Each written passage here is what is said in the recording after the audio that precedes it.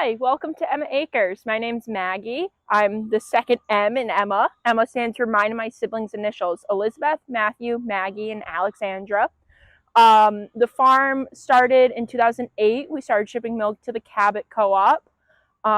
We milk around 25-ish cows usually, primarily Jerseys, Holsteins, Ashers, and then 2 Guernsey cows mixed in there.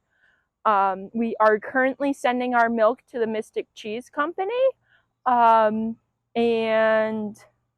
I guess that's it. Come along for a farm tour with me. Hi, and welcome to our calf barn. This is the most important part of our farm. As you can see behind me, it doubles a little bit as this grain storage area, so I'm a little crammed for my personal liking, but the cows still have all their room that they need. In here, this is where a calf gets moved after she or he is born. We let the moms lick the babies off, get the calves up and going, and then we separate them so that we can give them the care that they need.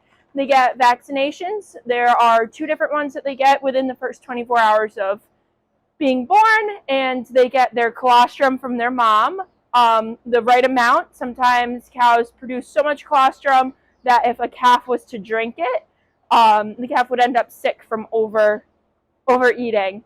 They get their own individual pens in here, which I will show you in a second, and they have access to clean water and grain from day one. They don't usually start eating it until around 2 weeks old, but they'll start nibbling on it around a week old, and then they of course get their milk fed to them also. This is Dorito. She's one of our adopt-a-calf participants. She is a red and white Holstein. Since she's a Holstein and a little bit bigger than our Jerseys, and we don't have that many calves in here right now, we are actually giving her 2 pens together, so she has double the size pen, just since she's a little bigger.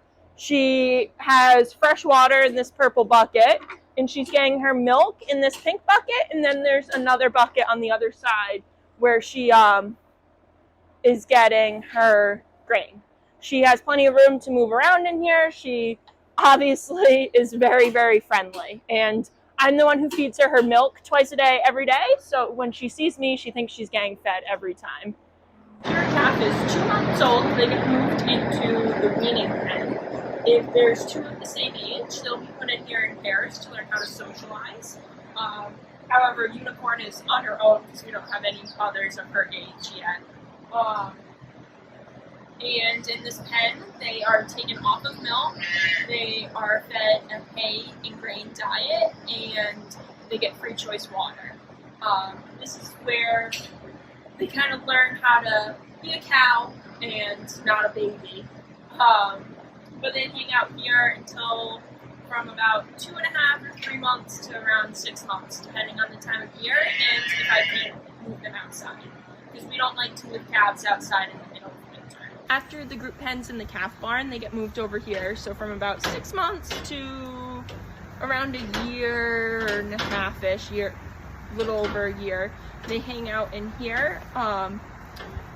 They just learn to socialize in a bigger group. There might be a few different sizes in here. Like you can see, we have a Holstein, and then Jerseys, and over here that's an Ashire right there. So different breeds, mostly all the same age, but a few different sizes in there. They get the same diet as they did in the calf barn with hay, free choice hay, grain, and water. And they just hang out here and learn more about socialization. And we also use what's called a headlock system in this pen, and that is just a piece of equipment that we use. The cows can freely move around in the pen, and thus we lock this gate panel, and then it keeps them contained in the headlock, just so then we can doctor them when the vet's here. It gives us a place to safely put them, so then when we're doctoring them, they still have their food in front of them and everything. That's it. They kind of stay here until it's time for them to be bred, and then they get moved out to our bed pack barn a little farther away out back. This is our dry cow and heifer pasture. Well, it's not really a pasture, it's more of just a dirt turnout lot.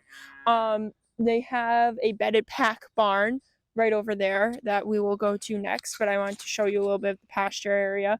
So this is where our dry cows and our bred heifers are housed. Dry cows are cows that are around 60 days before their due date. We dry them off from the milk herd and we give them kind of a mini little vacation to prepare and get ready for their next baby. About 85% of the cows calve in this area. The other 15%, it might be bad weather, and we'll move them into the calf barn to calve in there, mostly during the winter, and sometimes if it's been really, really rainy and it's all muddy out. But as you can see, there's a little bit of grass. We're only on 12 acres, so we don't really have enough room for cows to pasture sustainably. We just have too many cows and not enough space. So that's why we supplement with hay and grain in their diets. And again, these cows have free choice to hay and water, and then they get grain twice a day. About 3 weeks before they calve, we start giving them a different type of grain that is just a little bit higher in nutrients, like phosphorus and calcium, so to help their bodies get ready for their calving. As you can see in the background, that's the one milking shorthorn that we have. We just dried her off. She's due in about 2.5 months. And then here's a red and white Holstein who is also due in about 2.5-ish months. And then the rest are jerseys in here. Let's go on to the inside housing. This is the inside of our dry cow and heifer bedded pack barn. When we designed it, it was supposed to be a bedded pack barn, which just means that we will continue to add to their bedding and then stir it around and kind of make compost out of their bedding.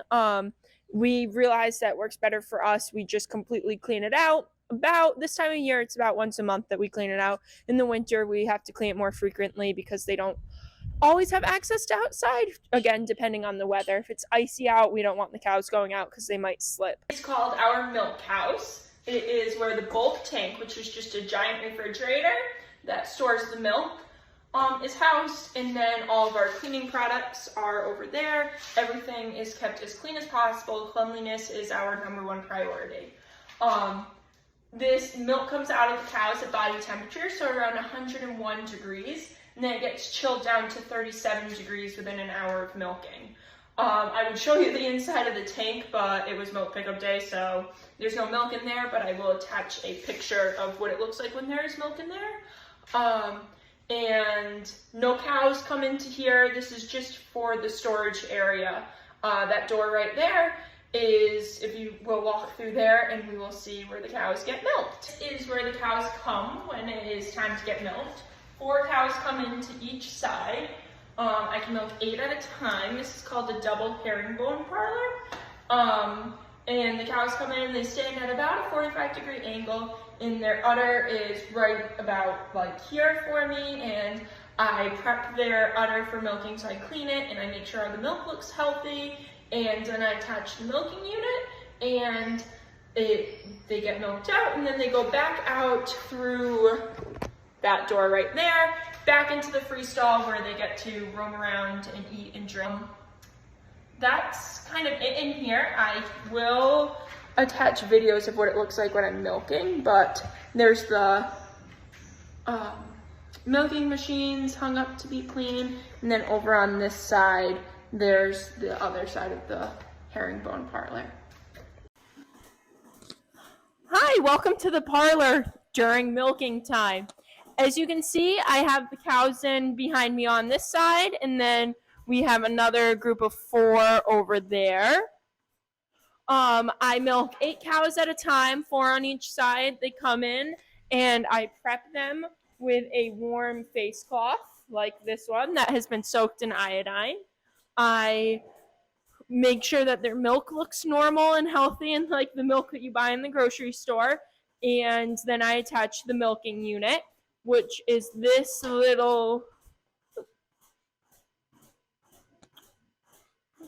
machine right here. And hang on, there we go. This unit right here and that milks the cows out. You might be hearing a type noise in the background, and that's the pulsators, which mimics the feeling of our hands if we were to milk them out like they used to, like my great grandfather used to do. And then once they are done milking, they get post-dipped with this iodine right here. I will see, and it's orange or red brown color, and that helps keep the end all clean so that no bad bacteria can get into the udder.